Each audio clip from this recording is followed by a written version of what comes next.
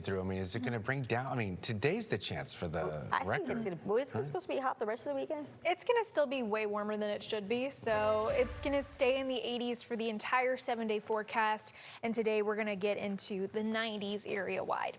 Here's a look outside right now. We are starting to see visibilities come down a little bit here in Corpus Christi, but we can still see okay. Temperatures are in the 60s across the board. We're still seeing this kind of patch of fog over towards Sinton and Rockport, as well as this area down towards Hebbronville, but their visibilities have come up from under a mile to now 4 miles. Again, temperatures right now pretty pleasant. It is on the humid side, but overall feels pretty nice outside. Enjoy it. This is going to turn into 90s area-wide heading into later today. And as we've been talking about, this not only could be a record high temperature today, but it could end up being the hottest day of the year so far. So a very, very warm, if not just hot day. Summer is coming to pay an early visit to South Texas.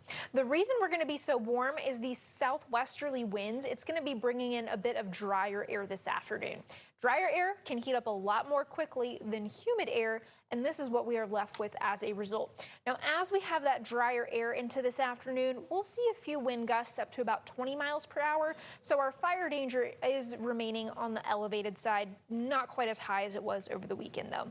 That front we mentioned coming through later today and into the overnight hours, that will not really do too much for our mornings. We're still going to be in the 60s heading out the door for your Friday, but into tomorrow afternoon and beyond, that is where we'll notice that change from the front. We'll be back into the 80s instead of in the 90s.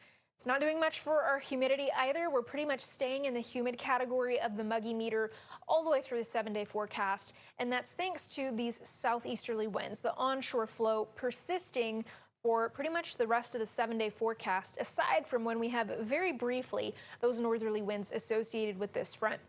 So as those southerly winds continue, we'll see them getting stronger and stronger, meaning we continue to pull that humidity here into South Texas.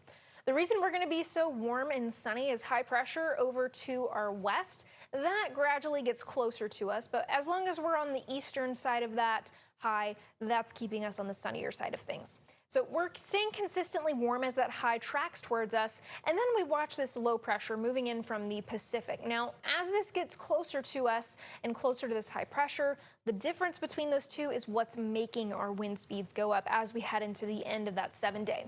I don't think this low gets close enough to us in South Texas to boost our rain chances, but we will see, I think, enough of a change in our upper level pattern from more of a this way to more of a this way, from southwest to northeast, that with the moisture in our atmosphere could produce some low rain chances. So 10 to 20%, an isolated shower at best as we head into the end of the week. So rain chances, not really likely with this front, but towards the end of the week, we'll look at some low rain chances. Today, we are focused on those very hot temperatures in the 90s across the coastal bend.